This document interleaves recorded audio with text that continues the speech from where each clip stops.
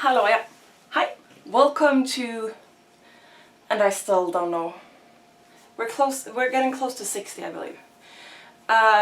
Number episode. This is Friday the 30th of October. I'm coming to you from Jönköping, Sweden. And by the way, hi, I'm Maja. You can find me as sjomajlin on Instagram and Ravelry and on YouTube, where I guess you are right now, so you already found me here. So hi, how are you? I hope everything is good. Okay, so it's been, well, just over a week since I recorded last, since I did it on Thursday last week. For me personally, not so much has happened. By the way, there is some sort of construction going on the next street over. The noise is kind of really bothering me. Hopefully the camera won't pick it up, and if it does, sorry, can't really do anything about it. Excuse me. That was weird. On last Saturday we had a family day out, making a fire, and what do you say? Grilling sausages? Because that's not really barbecuing, is it? Well, anyway, so we were out and about the whole day, came home smelling of fire smoke, and it's just amazing. And what else? So the week that it just has been is the week where my area of Sweden has their fall break. I believe that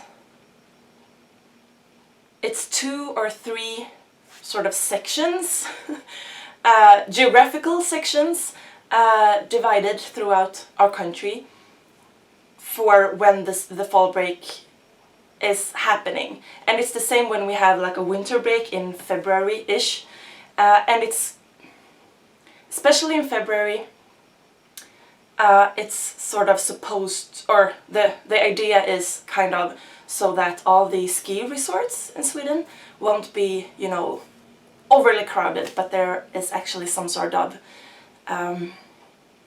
spreading out the madness, something like that. So this week that was, my brother, who's a teacher, the oldest nephew, who is in 1st grade, had their spring breaks. I believe that, well, the teachers are sort of supposed to be working, like they don't have it off naturally, so that they have time to, you know, plan or whatever. But it's kind of easy to get some time off of work that week, since they don't have any classes. The younger nephew also had the week off because parents were home, and my sister-in-law, who also works in school, but she's not a teacher, I don't know this word, she's sort of a counselor, I guess, like not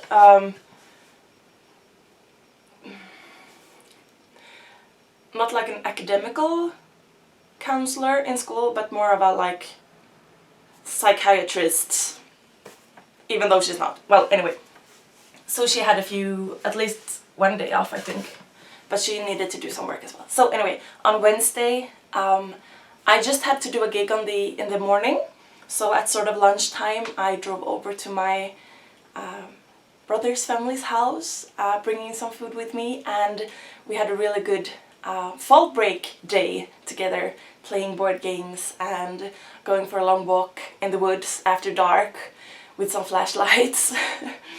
And we had a really good time. And at one point, so we sort of scared each other, you know, walking in the woods. So someone would walk ahead and hide, you know, just behind a tree or something, and the other wouldn't know where they were at. And then we came, we came to this, like, just a really, really small creek, I guess. But there was a bridge over it, because even though there wasn't a lot of water in it, the ditch was quite deep, so there was just a small wooden bridge. So we were like, oh, we need to cross it very carefully, there might be trolls. And so we sort of built this big tension and excitement around it, and we crossed the bridge. And just after that, the younger nephew was like, it's scary, it's scary, it's scary. And he just ran. He took off. He ran for it. Which might not be the best idea when you're out in the woods and it's dark. My brother, though, they have been walking there before, so he sort of knew his way.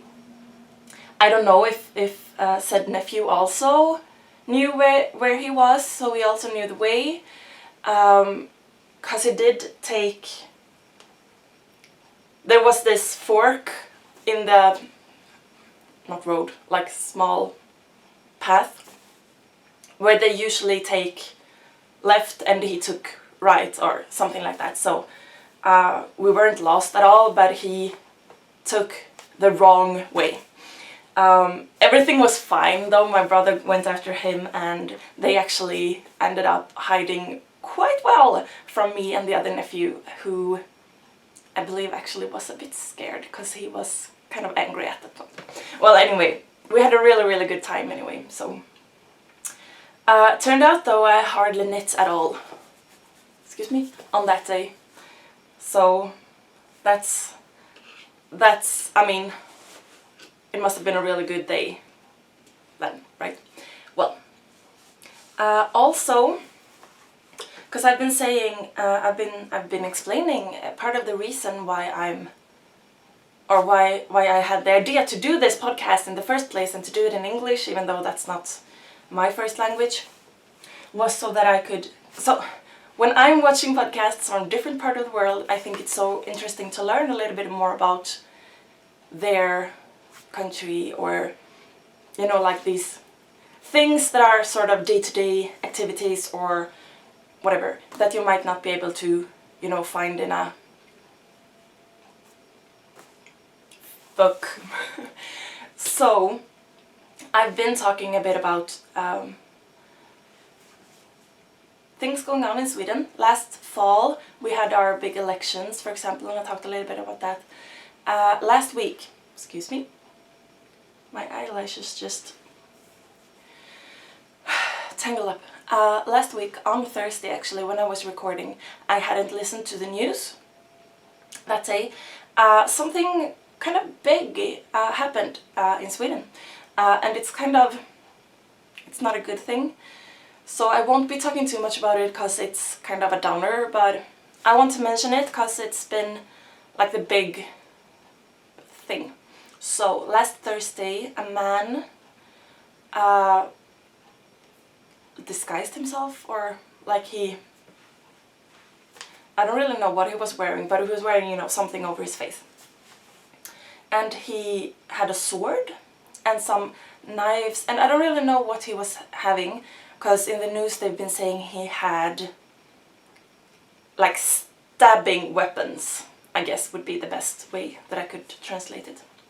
And he walked in a school and he killed one child and one adult, and at least 3 others were hurt.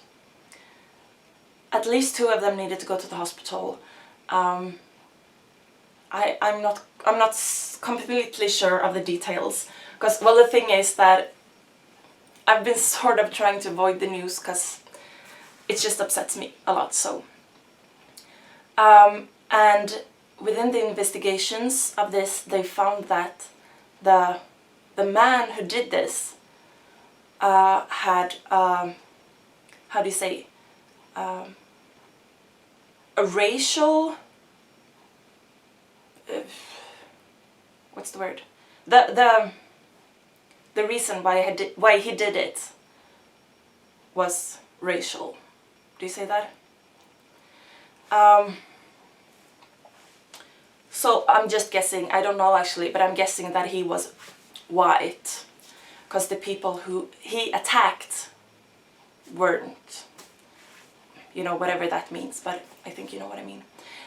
So when the police showed up to the school and tried to manage the situation, the suspect actually was killed. He was shot dead by the police. So obviously this was a school for younger children, and obviously it's been quite traumatic. And now I'm really trying to choose my words very carefully. I think for most of us who weren't, personally affected. So I don't know anyone who goes to that school, or know anyone who, has relatives to go to that school or anything. So I'm not personally affected. And of course it's tragic in its own. Absolutely. But I think that a lot of us who, as I said, aren't personally affected, we have sort of a shock, I guess, that this happens here. Because it doesn't. I think most people react like that when something bad happens, like, it shouldn't happen here, it should happen somewhere else. And, well, the thing is, the way, like, the picture we get of the world in our news in Sweden, like the international news, this sort of things happen, like in America. I am not saying that I think it should be happening there, or that I'm saying it's better that it happens there, or anything like that. No.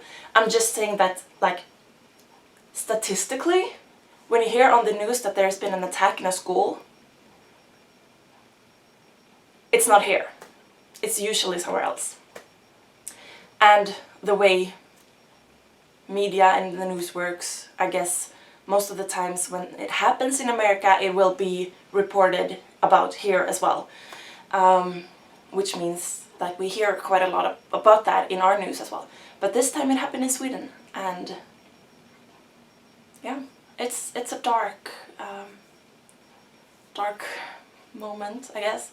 And there is a lot of, well, racism and hostility against people who aren't, how do I say this, ethnical Swedes. I think it's so hard to know what words to use, because the thing is, who is Swedish? One could say that if you have a Swedish passport, you are Swedish, sure. But people who have something against people who aren't Swedish, they won't agree to that. So where do you draw some sort of line? Because there is sort of a line, not value-wise, we are all equal, but there is. So for me, being Swedish, I've never been the victim of any sort of racism, and I'm very lucky for that. And there is sort of a line somewhere who, like, I'm on the side where I don't really need to worry. Oh, that sounds awful, but that doesn't affect me personally, if you know what I mean. And then some other people are, in more of the danger zone, I guess. Yeah, I don't really know where I'm getting with this. There is no real conclusion to draw, I guess, but sort of bad things are going on, and that stinks.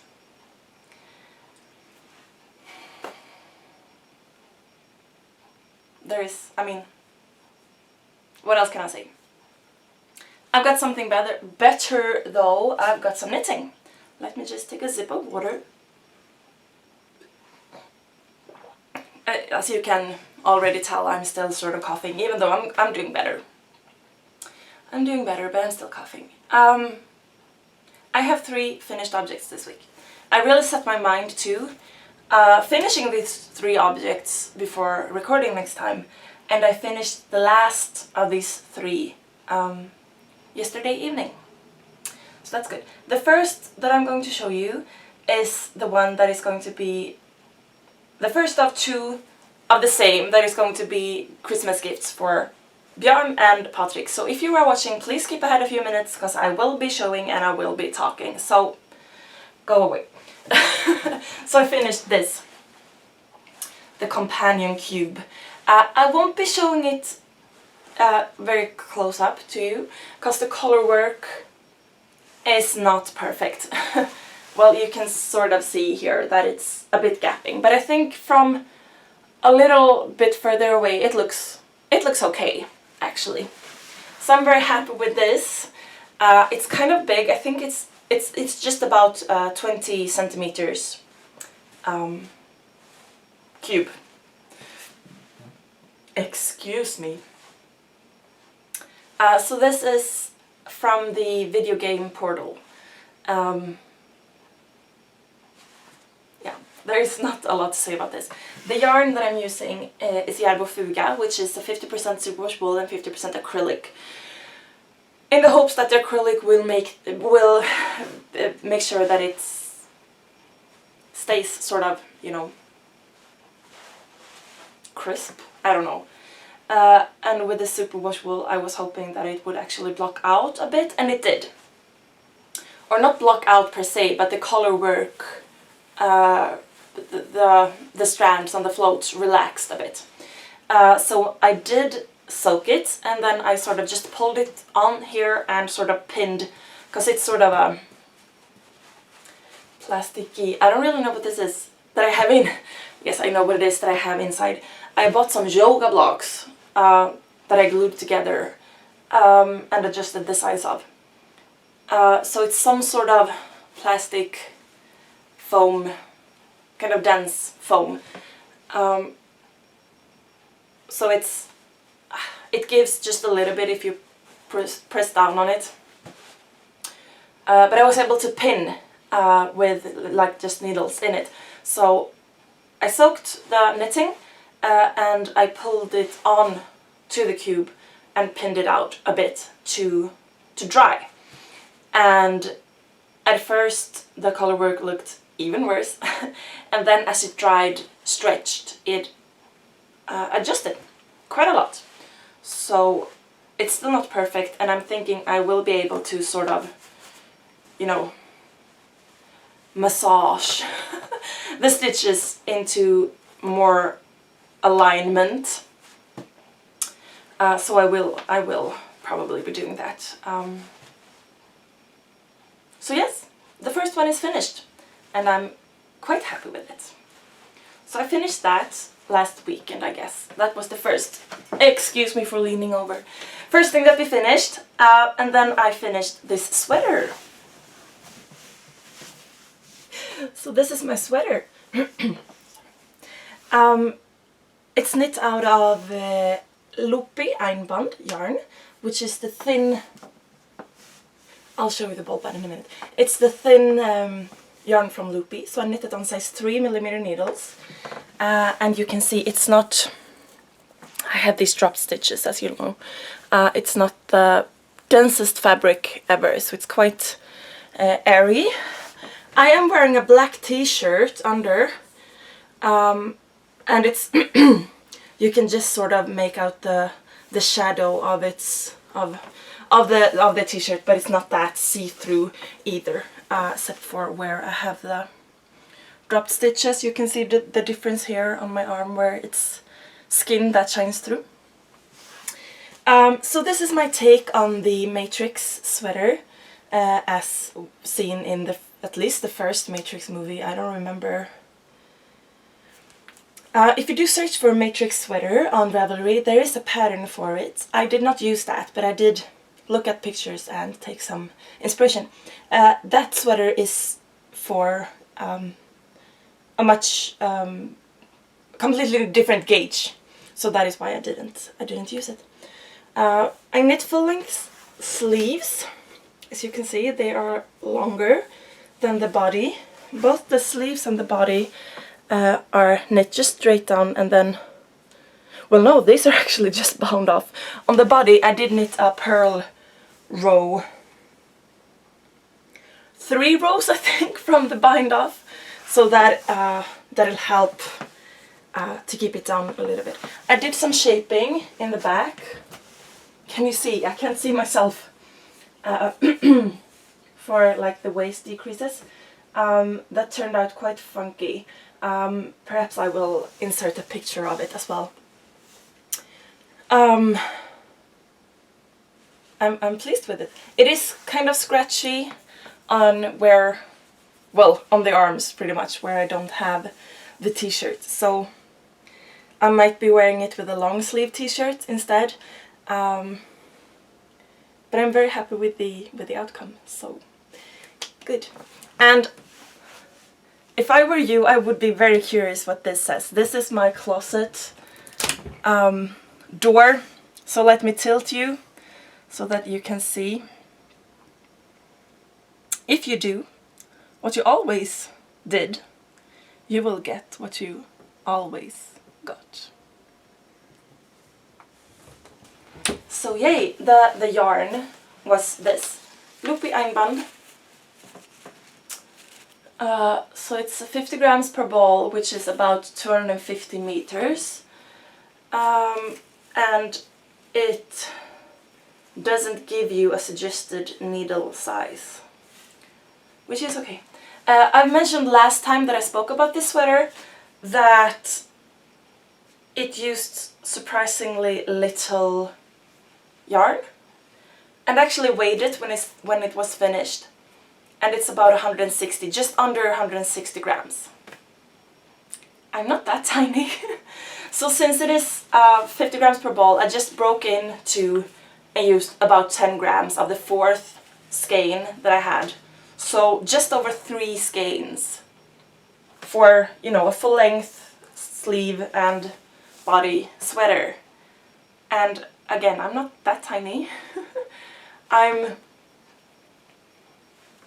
think it's quite interesting when people tell you sort of their size, because when you see them on screen, you can sort of say, you can see, you know, if they're larger or smaller, but you might not, because if you don't have anything to compare them to, it might be hard to see. So I'm about 170 tall, so 1 meter 70 centimeters tall, and I do have quite broad shoulders and broad hips, so I'm not saying I'm big boned, but I have sort of a large skeleton, I guess. So I'm not, you know, petite in my build. And then you know, I'm a woman, so most women believe that they need to lose a few pounds. I do too, but I mean, I'm not huge, but I do wear well, sizes. They're always different and in different regions of the world, right? But in knitting stuff, I usually wear sort of the medium or small, depending on the fit and the gauge or something like that. So I'm not tiny, I'm not petite, I'm not tiny. I'm quite tall, and I'm, as I said, I'm quite broad of the shoulders. So a sweater in just over or just under 160 grams seems weird. And yeah, sure, it's not super dense fabric, but it's still, I mean, it's not see-through. It's not very airy like that. I don't know. I'm happy with the sweater anyway. Sweater anyway. And the third finished object is my shawl. My mitered squares shawl. I've been using, let me show you first, the Drops Alaska yarn. And there is hair. So it's 100% wool. I used size 4.5 mil needles. It calls for 5, and I used half a number smaller then. I've told you that I had 5 skeins of each color, and I knew for sure from my calculations that I would be able to get 15 squares out of it, and with the design that I chose, which you'll see soon,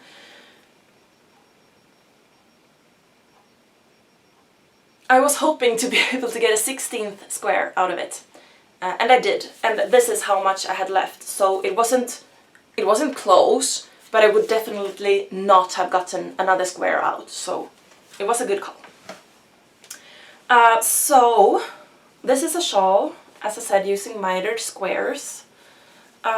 It's all the same yarn. I did crochet a border around the edges. Can you see that? In a purple, sock yarn. It's just an opal sock yarn. Just to sort of finish it off. But other than that, it's all the same yarn. So I did different sort of striping and coloring throughout the blocks, or the squares, to make them all different. So I will try to show you its entirety, but I'm trying to show you just the, can you see it like that? It's sort of an L shape, or if you turn it like this, it's sort of a V shape. So let me show you. This is one of the, well, fronts then actually. So I was able to get, or let me show you. Hopefully you can see. So there are different sort of stripings going on. I was talking about this. Let me just fold up the one arm. So this block right here, this block of 4, is sort of the back corner. And then I was talking about this as being a block of 4 and this as being a block of 4. And then out on this angle I also have a block of 4. And then I was able to add 2 extra squares on each of the arms going out. For 16, yes. So what it is simply a shawl, like a shoulder warmer.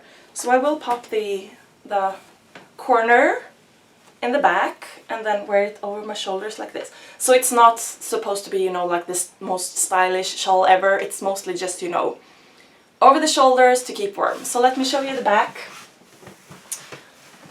The point comes down kind of low, so it's sort of a grandma style in the back, and then these fronts come down, you know, sort of to my hips, and it hangs quite lovely over the shoulders with the shaping of the shawl itself. It does kind of stick out a little bit, but since this yarn is kind of heavy, it hangs down. So what I really like is, because a lot of the shawls, if you're wearing them over your, you know, shoulders and neck to keep warm, they won't really cover up your front, and this covers up the front quite nicely to keep warm. And then you could obviously, you know, wear a shawl pin or something to keep it down, or you could even, you know, make a little loop and put a button there or something if you wanted to.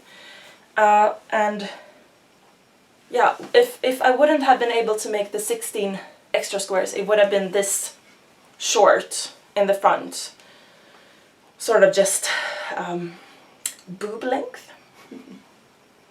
But with that extra, it also comes down longer in front. So I'm very, very happy with this. I wore it all last night, and it's very cozy. And with other shawls that I've been trying to wear, just sort of like this, just to keep warm rather than stylish. When you move around, you know, doing things, moving your arms, they will sort of drop off your shoulders, but this, since it has so much fabric and weight in front, it will lay quite happily. It will obviously come undone in the front if you haven't fastened it with a shawl pin or something, but I'm very happy with it. And this with the sweater right now is too warm, so I'm taking it off again. So yeah. And I think that this purple edge also makes, just gives that little extra something. So I'm very happy with that. So let me put it over there. Let me just look in this basket. Nope. I have the leftover yarns in there, so I was wondering if there was something else in the bottom that I wanted to show you. There wasn't. I do have 2 works in progress at the moment. One of which you've seen. It's this that is supposed to be a knee cozy, or it's going to be a knee cozy for my brother. I've worked on it a little bit. It hasn't grown all that much, but so this is the second knee cozy that I'm making. You've seen the first one that I've been working on, but you never saw it finished, because I did send it off to my brother to try it out between filming. So this is what it looks like. And didn't weave in the ends or anything, because if adjustments needed to be done, I didn't want to need to pick up and everything. So it's knit. So, okay, so this is supposed to be in the back of the knee. So it's ribbing to make it, you know, a bit stretchy in that way. And then you can see that there are increases on the side of the knee, and so it's widest at the front and then it goes back on that side. And this is knit in the other direction, so it's supposed to be stretchy, you know, sort of lengthwise over the knee when you're bending the knee. Because my brother has some problems with his joints, and especially when it's cold, I guess, and when the air pressure is low, he's hurting. So he was thinking that maybe a wool cozy would help keeping the joints smooth, pretty much. The problem is he can't really have anything that sort of presses on his knee. He cannot wear these sort of sports compression tubes. So it turned out that this fits very good over the knee. However, it doesn't follow the knee, so it falls off when he moves. So what I will do is, and I showed this last time or the other time before, I didn't bring them now, I guess. I had bought elastic braids, I think they were called, like elastic, like if you were to sew a garment and you needed elastics for the waistband, for example. Those sorts of elastics, but thinner. So I will make some sort of, what do you say? Do you say canal? For it to run through on the sides so that it will press down, but it will come in closer over the knee and under the knee. So this is not a finished object either, but you haven't seen it in this stage before. And now I'm making the second one. And some way through I realized I wouldn't have enough yarn to make the same color, and he's going to wear them under his trousers, so it doesn't really matter. But so I decided to make them, so this is the beige and the yellow, and this is going to be the yellow for the ribbing and the beige for the, yeah. So I'm making that, I'm making those. Knit out of Drops Fable on size 2mm needles. And then I am also working on, and so Björn and Patrick, if you're watching, don't. I'm making the second one of the cube. So I only just cast this on yesterday evening after I had finished the shawl, so I'm not far along at this at all. This is using 3mm needles and the same yarn as before, which is the Järbofuga. Woo! There's not much left on this game, so it almost came off. So those are the works in progress that I have going currently. Excuse me. Whoa! There was some fluff in my nose.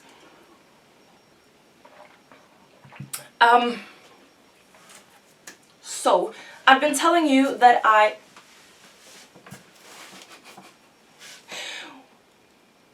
have plans to knit the Still Light tunic by Vera Välimäki. I've got the yarn ready, I have the pattern printed, and I'm pretty much ready to go. I wanted to finish this sweater before I started that, so that I wouldn't lose interest. Because it's always more exciting to cast on something new, right? And I usually, and I've talked about this before, 3 projects on the going is sort of my sweet spot. When I do finish something though, I won't necessarily cast on something new, like compulsively. And it happens sometimes that I have more than 3 projects going on at the same time as well. However, that usually gives some discomfort. I guess I'm usually not really stressed over it unless I have a deadline, but then it's the deadline. So I wouldn't say I'm stressed about it, but it gives, you know, just a little bit of an uncomfortable feeling knowing that it doesn't really fit in my rhythm to have more than 3 projects going.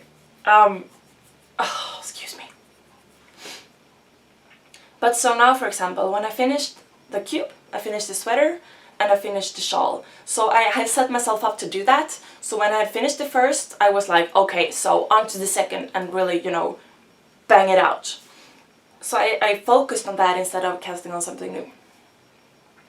So the second cube is going to be for Christmas, and then I have 2 stuffies that I'm planning to knit for Christmas as well for the nephews. And I'm not at all worried that I will be able to make them in time. But I'm thinking that if I do cast the tunic on, I'm probably making it more difficult for myself to finish on time, because I think that I will be knitting the tunic quite intensely. I believe that my gauge and the yarn, I will need to swatch properly. But I believe that I will have to knit that on 2s or 2.5 mil needles. And it is a tunic, so it's kind of long, and the pattern gives you directions for sort of 3/4 length sleeves. I'm planning to make them full length sleeves. It's not that huge a difference, but there is quite a lot of knitting. And as I said, I'm probably going to use very small needles, or I am going to use very small needles no matter. So it's going to take a lot of work, and I will probably be working quite intensely on that when I cast it on. So I'm thinking that I should probably finish the Christmas gifts first, so that I won't be distracted from them. So I will obviously knit the knee cozies. Oh, you don't know that they are in here, but they are in here. From my brother, because the colder weather is coming. We've had a few frost nights already, and ice on the car when I need to go to work and stuff like that. And I will obviously knit the Christmas gifts as well. So I'm planning to cast on a few smaller projects. I have some socks that I'm thinking about knitting, and some other stuff. So I will probably not start the tunic yet. Something that I am starting to plan to cast on are more julkulor by Arne and Carlos. I showed you this book last year around this time, and I really love it. So this is in Swedish. I believe it's julekulor in Norwegian, because Arne and Carlos are our Norwegian friends, as you all know probably. And I know that it's also available, the book is also available in English. So what it is Christmas baubles, ornaments, these sort of things in color work. So I knit a few of these last year. I kept a few for myself, and I gifted some to, well, it was my sister-in-law who said she wouldn't mind to have a few, so to their family. So they look, I'm just trying to find a good example. Well, for example, there, right there, you can see what it's supposed to look like, and then the little chart. So they are quite simple. Of course, it's stranded color work, which is difficult in its own, but the projects, other than that, you know, they are quite simple and quite lovely. And I really, really love this book. I think it's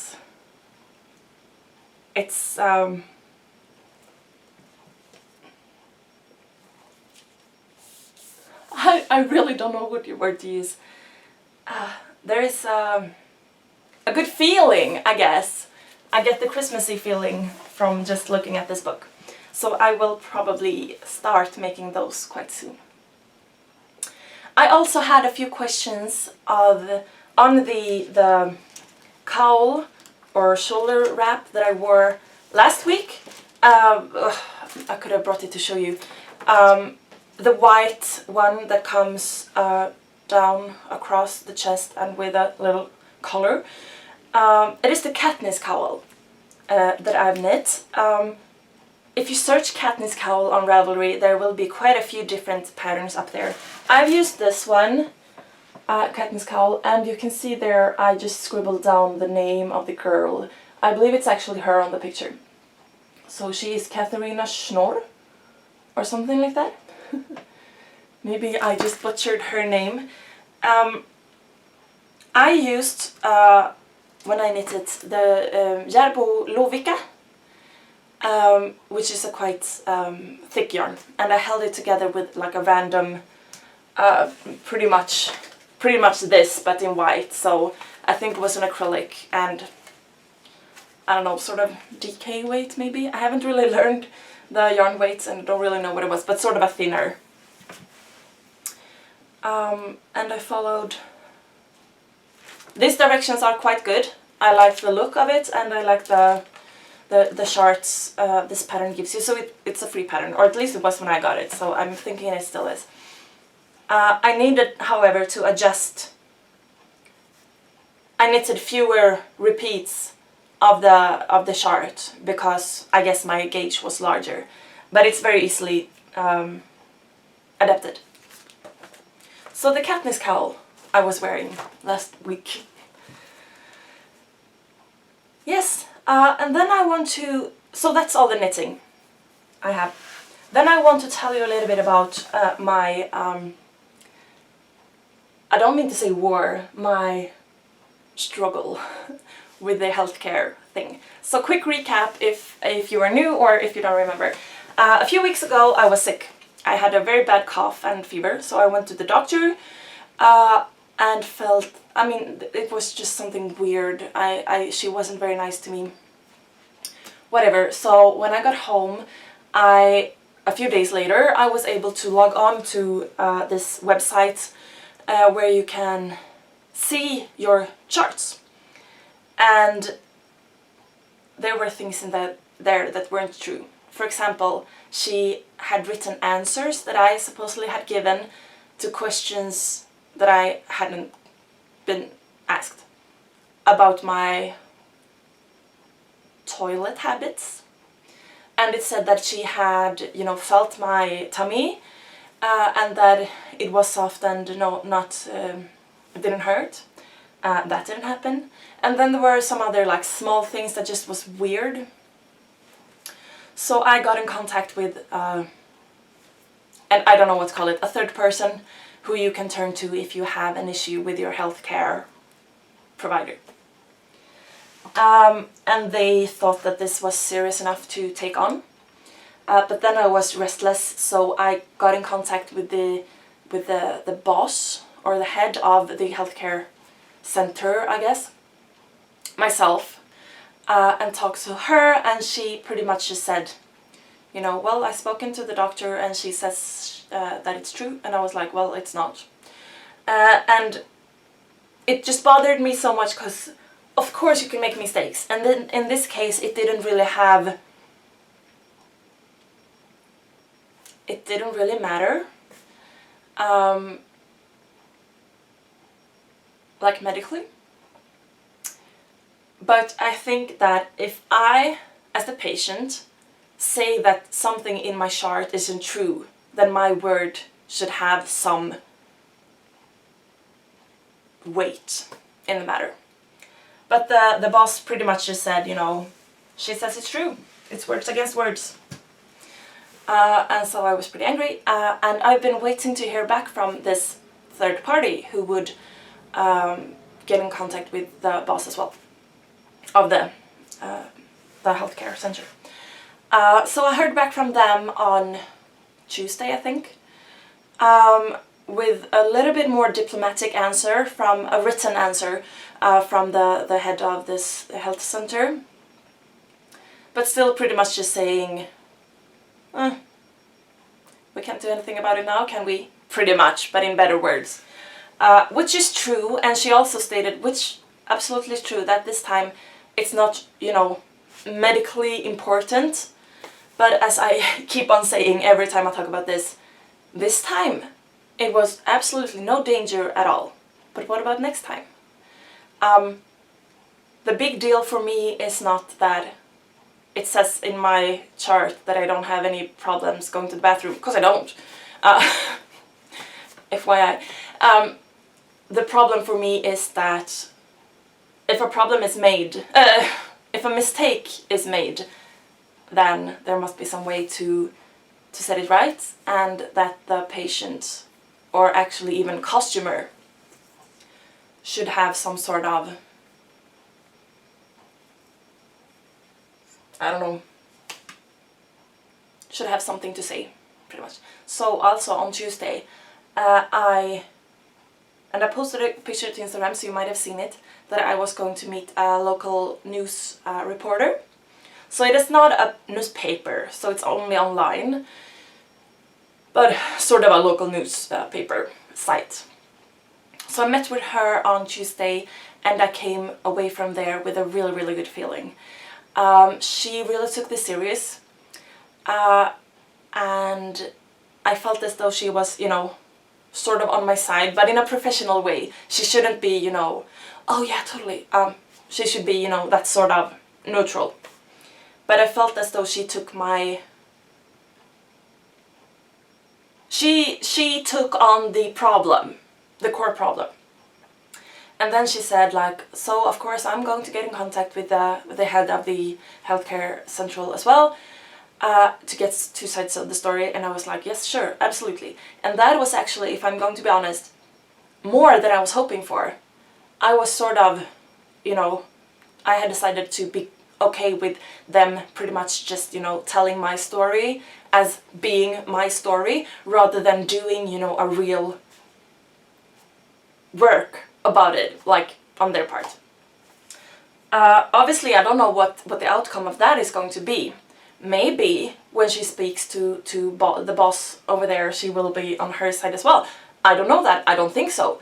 But I don't know what the outcome is going to be. But I've sort of decided to, you know, no matter the outcome, I've told my story, and I've sort of done what I can to raise people's awareness about the problem. Namely that you can't always just rely on the doctors to write truth in your charts. And there are like 6 sections, I think, in Sweden, out of, I don't know, 30? No, I really don't know. Something like that. So it's not a huge amount of, like, administrative areas where you can actually go online to look at your chart. But we can, so we should. If more people do go online to look, maybe, because I'm guessing that most of the mistakes that are done are small and harmless. But if we together help out to find them, maybe that can help the caregivers or health caregivers to not make the larger mistakes. So, excuse me. And I'm gonna say this in Swedish because I don't really know the words for it in English, and it just applies to those who are within these regions anyway. So, kolla in på 1177 om ditt län eller landsting är anslutet, så att du kan gå in och titta. Som sagt, jag tror det är 6 landsting eller regioner som kan göra det. Så kan du logga in med BankID eller ja, sådär. Och kolla. Yes, I think it's a good thing to do that. So I am waiting to hear back from the reporter when she has been in touch with the healthcare center. And I'm hoping that it will turn into something good. So I had a comment on Instagram saying I hope you will be able to share this with us later on. And I will. Obviously it's going to be published online in Swedish. So when it is published, I will try to run it through Google Translate myself to see if it makes sense. And if it does, I will post the link to you, probably in the Ravelry thread. And I will tell you, so you know, for those who are interested. If you're not, then just, you know, skip it. And if it doesn't make any sense, because sometimes Google Translate really doesn't, then I will try to sum up the article and write you, well, a summary in English. So it's still going on. I don't think that I can get any further, you know, in contact with the actual healthcare central or whatever it's called, because no harm was done. So I don't think I can take it any further. So now my next step is to trying to, yeah, raise people's awareness that this is going on. And most of you guys are not in Sweden, but I urge you to check out what your possibilities are in your area of the world to check things out for yourself when it comes to your health. Because I think it's important. So yes, I will keep you updated on that. I have no idea what time span we are talking about. I'm guessing she won't let it, she being the reporter, won't let it be too long, but I'm guessing she also has to give, you know, to be fair, she has to give the head of the healthcare center a certain amount of time to be able to get back, I guess. So a few weeks, I guess, then we'll have to see. Yes, the CAL is still going on. I'm closing it, the end date is Friday the 13th of November, so it's 2 weeks left. In reality, that means I will close it down, or Saturday morning, my time. So, but please think of it as ending the Friday the 13th. So there is a thread in the Ravelry group, if you want to post pictures there. And you can also use the hashtag SmileCal on Instagram to share with us things that you are doing to help you keep smiling through the fall. And I've talked about this before. It can be something, you know, simple and mindless to keep you going, or it can be something more intricate to keep your mind occupied. It can be a gift for someone that you care about. It can be a favorite color. You know, just make it work. It's very open like that. The amazing Benjamin Crudwig is offering some of his patterns as prizes for this, and there will be other giftable Ravelry prizes as well in the prize. What do you say? In the prizes. But do check out Benjamin Crudwig if you haven't. He has some free patterns as well, so check them out. And thank you very much for all of you who are participating. It's helping me. It's making me happy anyway. And also on, well, pretty much on Monday coming, but last year, was the day that I went to work, and then I got home, and I stayed home. With all that anxiety and awfulness, and I didn't get back to work until December, and I didn't get properly back to work until February this year. I'm in a much better place today than I was last year at this point, so I'm not really worried like that, but with this, you know, fresh in memory, I am,